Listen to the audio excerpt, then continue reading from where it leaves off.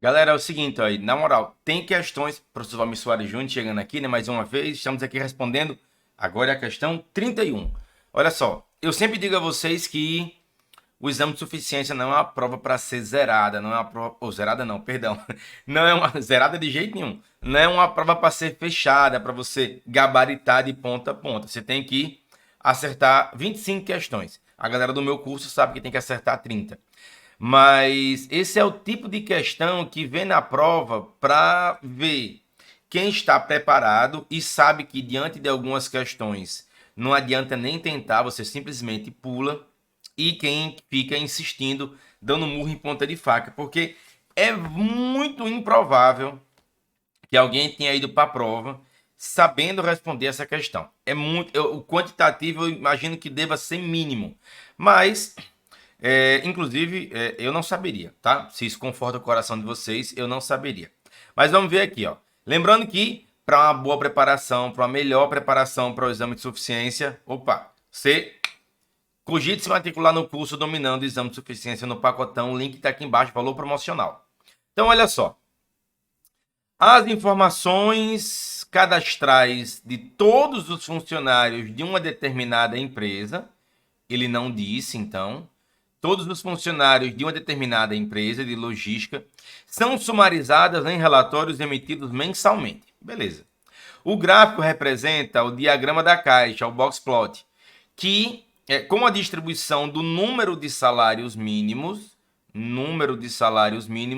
de todos os funcionários dessa empresa em um certo mês. Tá aqui. Lembrando que aqui é uma teoria, um argumento de distribuição probabilística chamada box plot.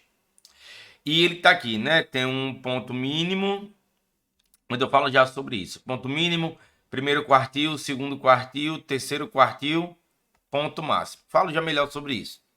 A partir desses dados, considere que, vai começar a brincadeira agora, ó, 3 funcionários sejam selecionados aleatoriamente. Qual a probabilidade aproximada, ele mandou considerar 2 casas decimais, de que pelo menos um desses funcionários, receba mais do que 7 salários mínimos.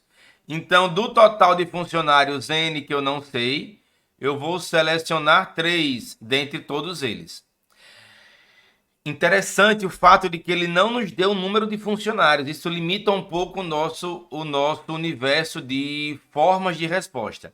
Mas deixa eu passar para cá para explicar melhor. Na teoria do box plot,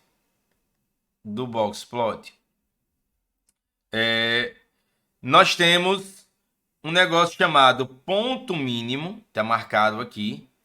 Esse primeiro ponto, que é o ponto de entrada da caixa, é o chamado primeiro quartil, e ele corresponde a 25% da probabilidade. O meio aqui é chamado de segundo, eu vou colocar só o quê, tá? Segundo quartil, e aqui repousa 50% da probabilidade. No final, aqui na saída da caixa, é o nosso terceiro quartil, e aqui reside 75% da probabilidade. E aqui nós temos o ponto máximo. Lembrando que esse segundo quartil também é chamado a mediana. Também é chamada mediana no box plot. E a questão diz que vão ser sorteados aleatoriamente 3 funcionários, de um total N que eu não conheço. E ele pergunta qual a probabilidade de pelo menos um deles receber mais do que 7 salários. Então a questão quer a galera que está aqui, ó, pelo menos um deles receber mais do que 7 salários. Lembra de teoria de conjuntos? Pelo menos um deles receber mais do que 7 salários. Não é o salário completo. Então, 7 salários não faz parte do conjunto. É pelo menos um deles receber mais do que 7 salários. Como assim? Num primeiro. Vou precisar fazer uma bolinha aqui no meio. Peraí, cadê a borrachinha? A galera vai lembrar agora de ensino médio, aquelas teorias de conjunto. Ó, eu tenho quatro situações podem acontecer nessa distribuição das 3 pessoas. Eu posso ter o caso em que ninguém recebe mais do que 7 salários. Eu posso ter o caso em que uma pessoa recebe mais do que 7 salários. Eu posso ter o caso de 2 pessoas que recebem aqui, né? Essa marcação aqui é o 7 salários. Aí, e aqui é o conjunto mais do que 7 salários. E eu tenho uma situação em que as 3 recebam mais do que 7 salários. A situação descrita na questão é essa daqui, ó. Ele quer saber o percentual total da probabilidade de pelo menos 1. Então, pelo menos 1 pode ser 1, pode ser 2 ou pode ser 3. Então, eu quero saber qual é esse valor percentual aqui. Acontece que eu poderia até calcular a probabilidade de que apenas 1 receba mais do que 7 salários, mas eu não conseguiria calcular a quantidade de 2 porque eu não tenho o total de funcionários. Então, não dá para calcular a probabilidade de 1, de 2 ou de 3 e depois somar. Não dá. Mas dá para a gente fazer o seguinte. Dá para a gente calcular essa daqui. Qual a probabilidade de ninguém receber pelo menos um salário e fazer a diferença. Fazer os 100% menos o conjunto de exclusão. Porque se o conjunto desejado é de pelo menos 1 receber mais do que 7 salários, o conjunto de exclusão é onde ninguém recebe mais do que 7 salários. E isso eu consigo calcular. Por quê? Porque o conjunto de 7 salários está aqui marcado no terceiro quartil e ele é 75%. Então, para o primeiro, para o segundo e para o terceiro candidato sorteado aleatoriamente, eu tenho 75% de chance dele estar daqui para trás, porque o terceiro quartil marca 75% da probabilidade, vezes o segundo candidato 75%, vezes o terceiro empregado, aliás, sorteado, 75%. Para fazer essa conta, eu vou puxar minha HP aqui. Cadê HP? Como é que eu faço esse cálculo, então? É 0,75 enter é vezes 3, né? Então é elevado ao cubo. 3, aperta o botão de potência. Dá 0,4219. Ih, papai. Menina acordou. Rapaz, acordou em pleno sábado. 4219. Meio, ainda estou meio acordando. 0,4219. Ah, mas professor, tá aqui, ó. Pá, vou marcar, cadê? Vou marcar a letra B.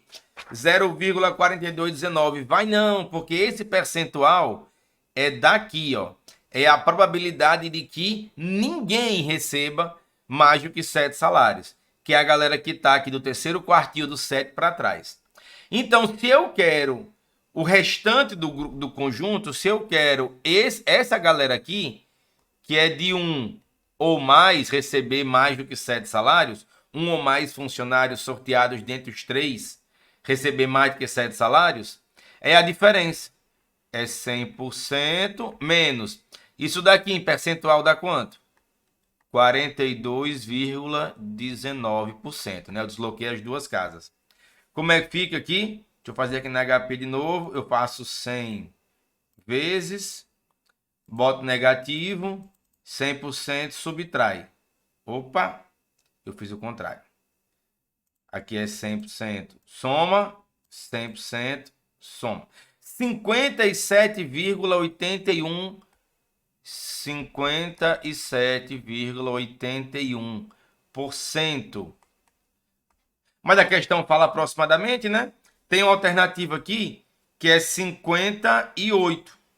58. Até porque 57,81 é aproximadamente 58, né? Porque esse 8 aqui vai fazer eu arredondar para 58.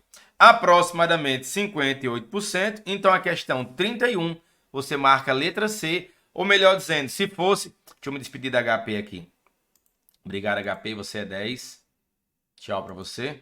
Se você fosse, por acaso, uma das pessoas iluminadas a chegar nessa prova e saber responder esse tipo de questão, aí você marcaria a letra C, ou você poderia só chutar e ter sorte de chutar a letra C, ou você poderia chutar e errar, né? Que é o mais provável que deve ter acontecido. Do fundo do meu coração, não é esse tipo de conteúdo que eu dou no meu preparatório para o exame de suficiência. Eu preparo vocês para passar. Eu não preparo vocês para acertar as 50 questões. Nem precisa acertar as 50 questões. Eu preparo... A minha preocupação é preparar vocês para aprovação. Preparar vocês para que vocês passem. E para passar, eu preparo vocês para acertar 30 questões com folga. Que é para passar tranquilo e tranquila. Beijo. Conhece o curso. Link na descrição do vídeo. Abraço e até a próxima.